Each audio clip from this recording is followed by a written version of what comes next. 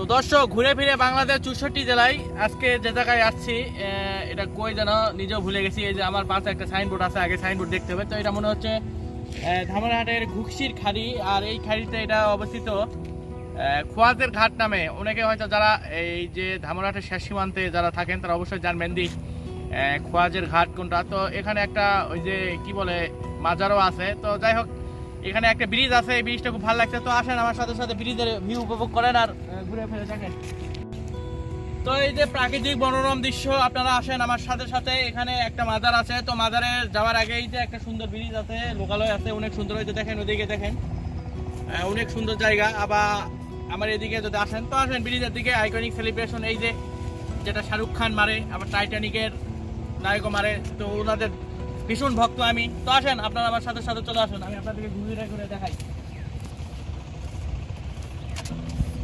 এখানে আসতে চাচ্ছেন তারা ধামরাহাট অথবা নজিপুরতে আপনাদেরকে আসতে হলে আমার ইউনিয়নে আসতে হবে। আর ধামরাহাট এই দিক থেকে আসতে হলে পলাশবাড়ি পার হয়ে এটা হচ্ছে খেরশুকনা হয়ে আসতে হবে এখানে। তো সাধারণত এই মৌসুমে হয়তো আসতে পারবেন, বর্ষা মৌসুমে বা প্রচন্ড শীতে এই জায়গাতে আসতে পারবেন না, রাস্তাঘাট প্রচন্ড খারাপ। তো আমি যেভাবে খুব কষ্ট মষ্ট এই জায়গাতে আসছি। তো চলেন আমি আপনাদেরকে আরেকটু ভালোভাবে ঘুরে ঘুরে দেখাই।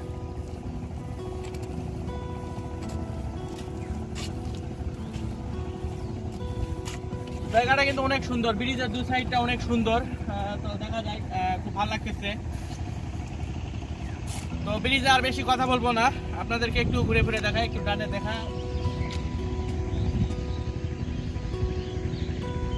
আবার যদি আমার বামে যদি দেখা যায় এখানে, আর সব থেকে একটা ইন্টারেস্টিং এই খাড়ির পানিতেই কিন্তু ওই যে দেখা যাচ্ছে ওই যে মাঠে চাষ হচ্ছে।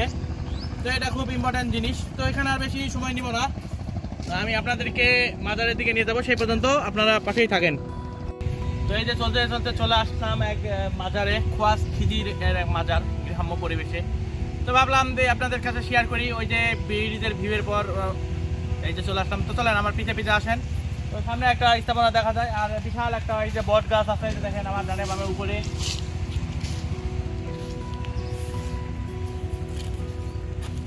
নির্জন পরিবেশ, ভয়ঙ্কর ভয়ঙ্কর লাগে একা একা। তো তারপরে এই যে এখানে একটা টিউবওয়েলের ব্যবস্থা আছে পানি খাওয়ার জন্য। এটা কি হয়, এটা মনে হয় রান্না টান্না করে নাকি এই ঘরে, আমার জানা নেই।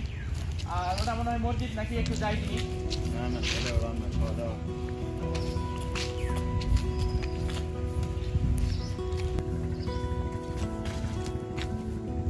এটা মনে হয় একটা বসার জায়গা ছাড়া কিছুই নাই এখানে। একটা এটা কিসের গাছ দিই, এটা হচ্ছে বট, এটা বট, ওইটা বট। আর ওই পিছে একটা দেখা যায় ওইটা হচ্ছে শিমলের গাছ। তো চলেন আমরা মেন আস্তানা দিকে যাই। আস্তানা দিকে কি আছে আসেন যিনি আমার সাথে, একটু দেখি কি লেখা আছে। সাইনবোর্ড একটা দেখা যায় সামনের দিকে।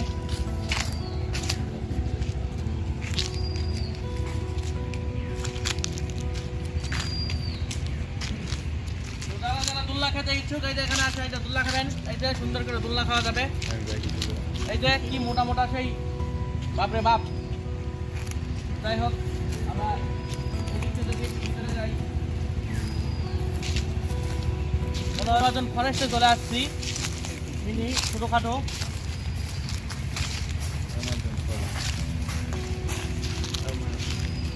ফাইনালি এই যে আমরা চলে আসছি। এই যে আপনারা দেখেন এই যে কি লেখা আছে, খাজা খোয়াজ খিজির আস্তানা বাৎসরিক আশেক ভক্তদের মিলন মেলা। তো শুনলাম এখানে স্থানীয় মানুষের কাছে যারা ধান টান চাষ করতেছে বলতেছে কয়েকদিন আগে বলে মেলা হয়েছে।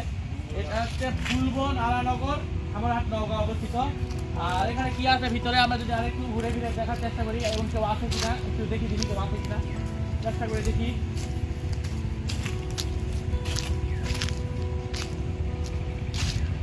এখানে এখন পূজা হয় না কি হয় আমি ঠিক বিষয়টা বুঝতে পারতেছি না। তো আমি যদি আপনাদেরকে একটু কাজে নিয়ে যাই না, মানে কি ঠিক বুঝতেছি না। মানে এখানে অনেক কিছু আগরবাতি দেখা যাচ্ছে, আবার অনেক কিছু দেখা যাচ্ছে, আবার মানে কি এক অবস্থা, দান বাক্স আছে, আবার অনেক মাটির মূর্তি টুর্তিও দেখা যায়। আবার এই যে এই জায়গা মানে অনেক রকমই, আবার মনে হচ্ছে খুব টাটকা এই যে আগরবাতি অনেক কিছু দিয়ে গেছে। তবে জায়গাটা খুবই মানে কেমন কেমন নির্জন একটা জায়গা, বন জঙ্গলের মাঝখানে, কি একটা অবস্থা।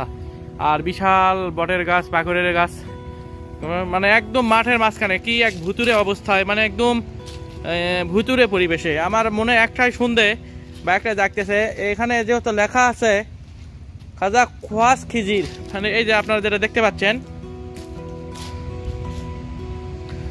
কিন্তু ভিতরে আবার দেখতেছি ওই যে আগরবাতি আবার মূর্তি টুতির মতন কি যেন রাখছে, মানে মানে কেমন দেখায়। তো যাই হোক, এই নিয়ে আমার কোনো মতামত নাই, কোনো কিছুই নাই, জাস্ট আপনাদের সাথে একটু শেয়ার করলাম ঘুরে ঘুরে। এই যে এক বাদুর গাছে চড়ে আছে।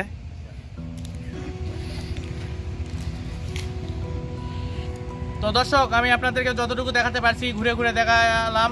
তো 64 জেলা ভ্রমণে যদি আল্লাহ বেঁচে রাখে তো অবশ্যই আমি বাংলাদেশ 64 জেলা ঘুরবো এবং আপনাদেরকে যতটুকু পারি দেখাবো। তো সেই সাথে আজকে ব্লগটি এখানেই শেষ করব। আর আপনারা আমার ব্লগটি নিয়মিত দেখবেন, বেশি বেশি দেখবেন এবং আমার ইউটিউব নাইন শ্রাবণ অফিসিয়ালে যাবেন এবং সবাই সাবস্ক্রাইব করবেন। তো সেই পর্যন্ত ভালো থাকবেন, ধন্যবাদ।